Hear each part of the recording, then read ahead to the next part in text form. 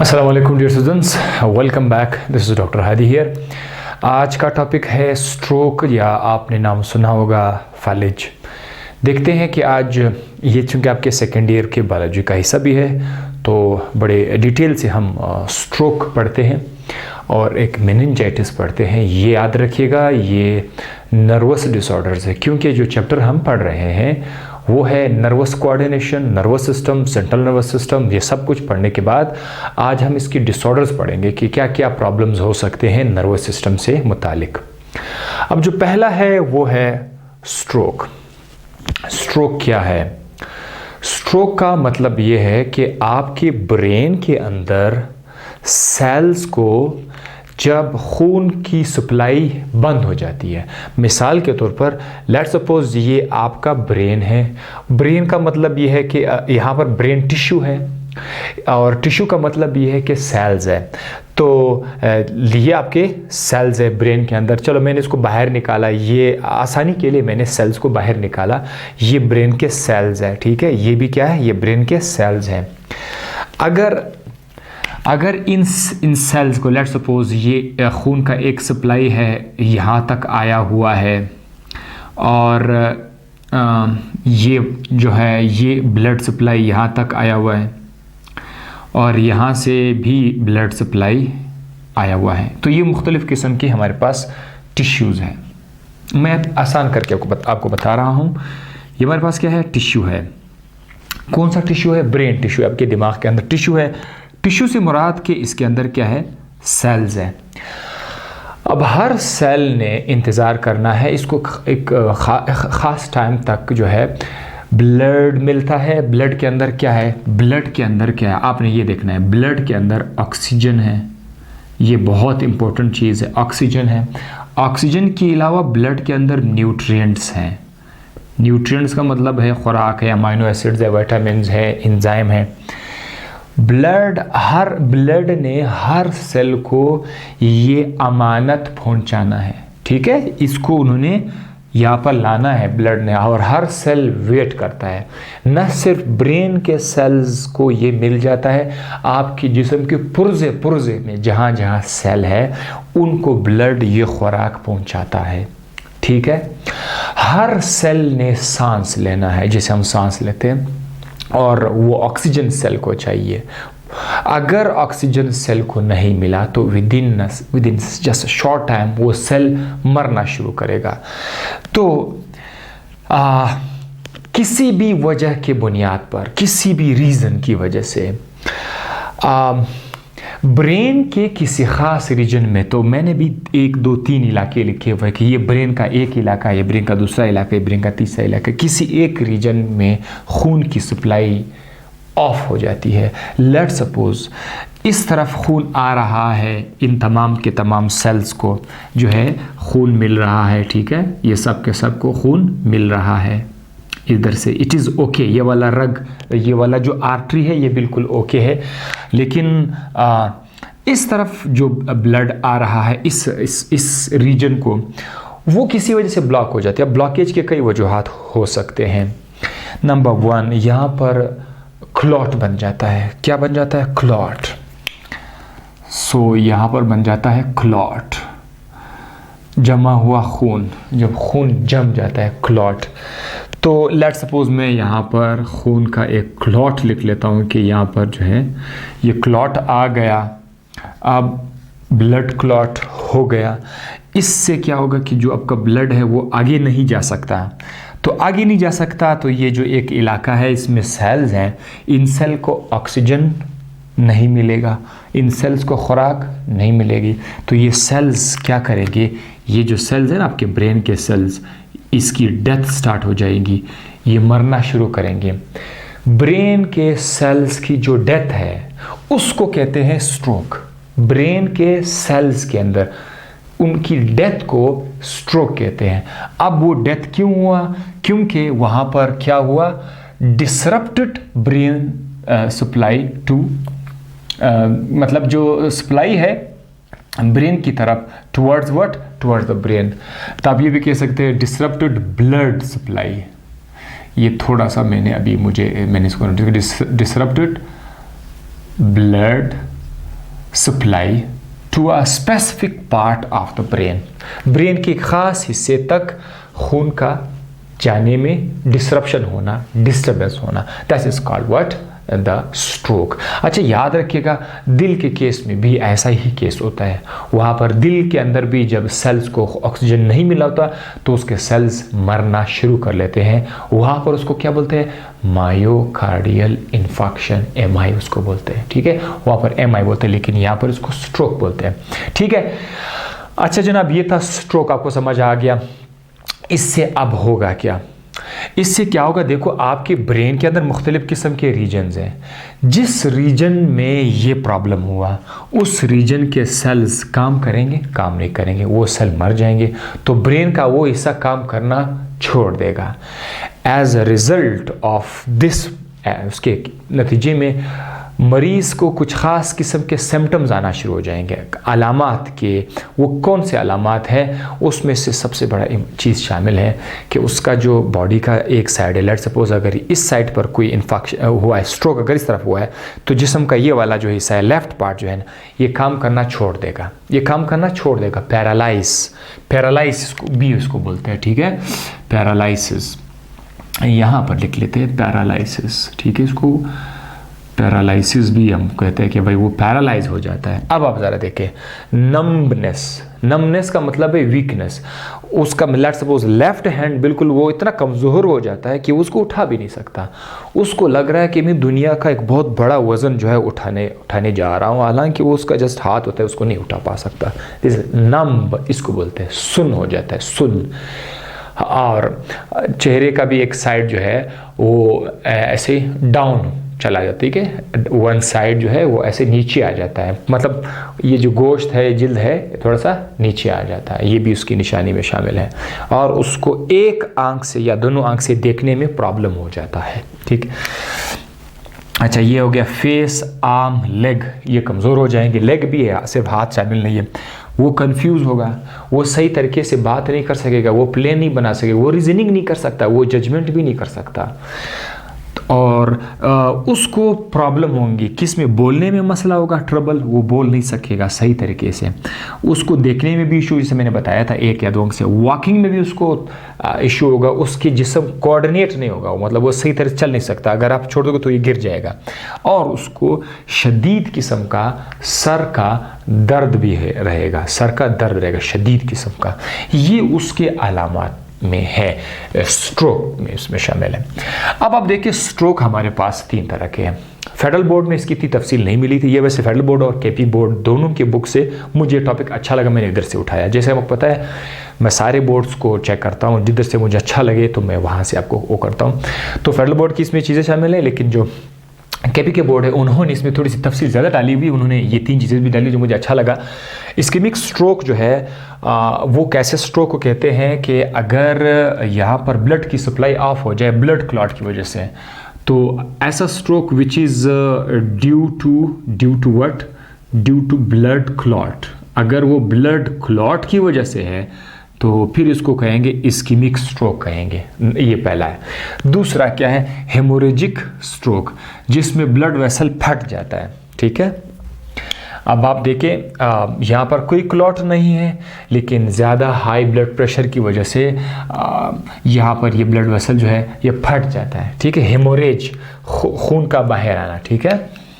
तो यहाँ से क्या होगा, खून बाहर आएगा, आसपास के टिश्यू में खून चला जाएगा। हम कहते हैं दिमाग का रग फट गया, हम कहते हैं दिमाग का रग फट गया। जब दिमाग का रग फट जाता है तो आसपास के टिश्यू में खून फैल जाता है और वो खून वहाँ पर जम के जो है प्रॉब्लम क्रिएट करेगा। तो ये भी हेमोरेज है। इससे भी क्या हुआ, जो ब्लड ने आगे जाना था उन सेल्स को खून नहीं मिलेगा, तो स्ट्रोक तो फिर भी होएगा ना। स्ट्रोक होएगा, अगर क्लॉट हो तो भी ब्लड नहीं जाएगा, और अगर खून ने जाना था लेकिन इधर ही वो ब्लड वेसल फट गया तो आगे खून नहीं जाएगा, इससे भी स्ट्रोक होगा। लेकिन मोस्ट प्रोमिनेंट जो स्ट्रोक है वो इस्कीमिक स्ट्रोक होता है। ये भी कभी कभी होता है लोगों में, ठीक है, हेमोरेजिक स्ट्रोक। तो इसमें क्या होगा, blood vessel is ruptured, blood vessel is ruptured. Blood vessel जो है वो कैपिलरी आप कहते, वो फट जाता है, ठीक है। और transient ischaemic attack, transient ischaemic attack ये कभी कभी होता है, थोड़े थोड़े वक्त के लिए कभी कभी होता है, लेकिन इतना ज़्यादा खतरनाक नहीं जिसका ये इस्कीमिक स्ट्रोक हो। तो ये कभी कभी हो जाता है, ब्लड सप्लाई ऑफ हो जाती है, फिर से वो खुद ब खुद जो है स्टार्ट हो जाता है, फिर से खुद ब खुद वो हट के ब्लड सप्लाई चले जाते हैं। तो एक जस्ट शॉर्ट टाइम के लिए ब्लड सप्लाई ऑफ हो जाती है, फिर से वो ठीक हो जाता है। तो this is called a transient ischaemic attack.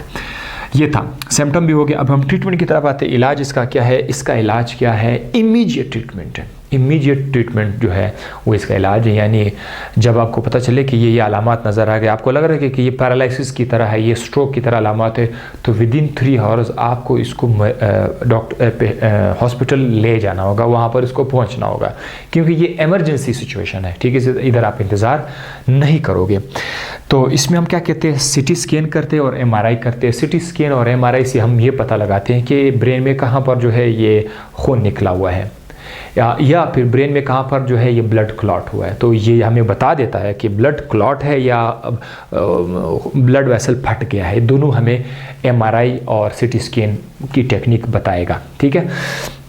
अच्छा, फिर इसको दवाई जो हम देते हैं, दवाई एक का नाम है थ्रोम्बोलाइटिक ड्रग्स। थ्रोम्बोलाइटिक ड्रग का मतलब ये है कि ये जो क्लॉट है इसको हम थ्रोम्बस भी कहते हैं, ठीक है। थ्रोम्बस, थ्रोम्बस, थ्रोम्बस, थ्रोम्बस को पिघलाने वाली दवा, थ्रोम्बस को पिघलाने वाली दवा को बोलते हैं थ्रोम्बोलाइटिक ड्रग्स, ठीक है।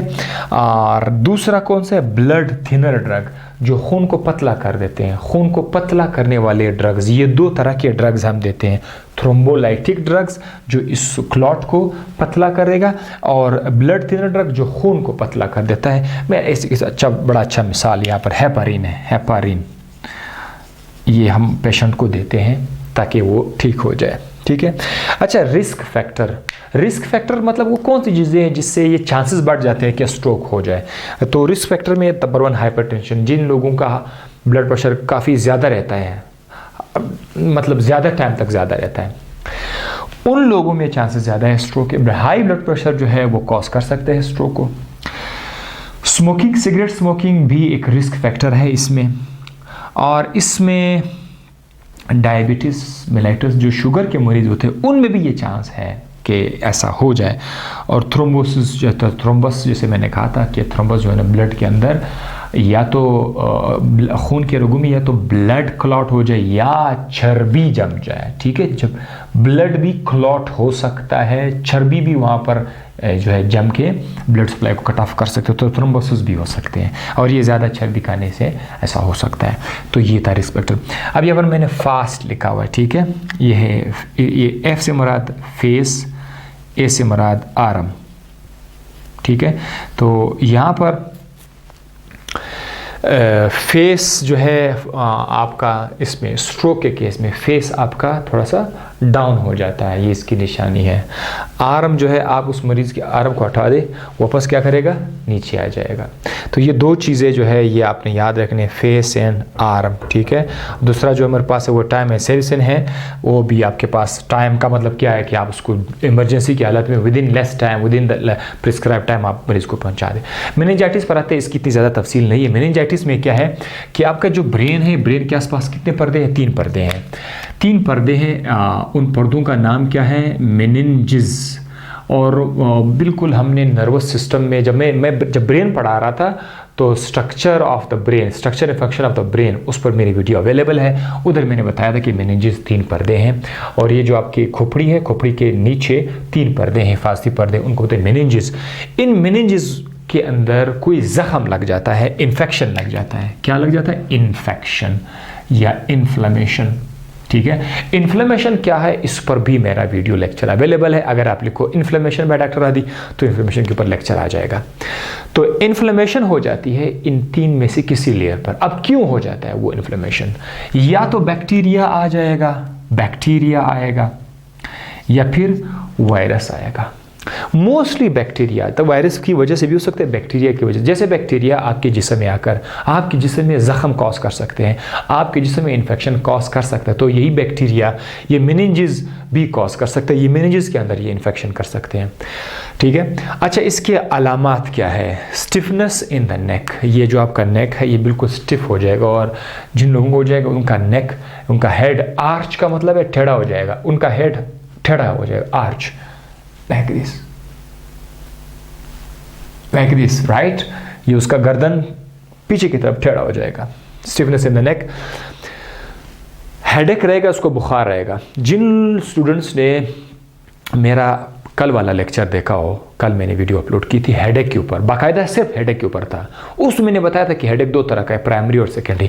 तो क्या आप मुझे बता सकते हैं कि इस वक्त मेनिंजेस में जो हेडेक आ रहा है ये प्राइमरी हेडेक है या सेकेंडरी हेडेक है? अगर आप ये वीडियो देख रहे हैं तो मुझे कमेंट में ये ज़रूर बता देना कि ये जो हेडेक मैं यहाँ पर आपको बता रहा हूँ ये प्राइमरी है या सेकेंडरी है। आप उसको लिखो, ज़रूर लिखो, ठीक है? क्योंकि मैं चाहता हूँ कि आप लोगों को पता होना चाहिए कि ये वाला जो हेडेक है ये कौन सा हो सकता है।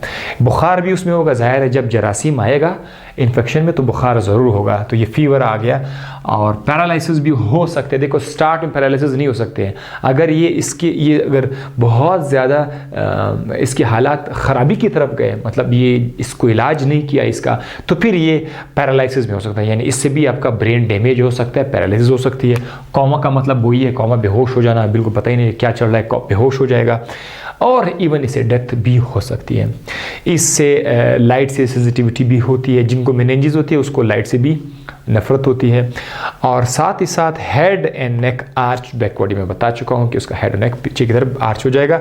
इसका इलाज क्या है? इसका इलाज ये है कि अगर ये वायरस है तो कोई इलाज नहीं है। हाँ, अगर ये बैक्टीरिया है तो हम इसको क्या देते हैं?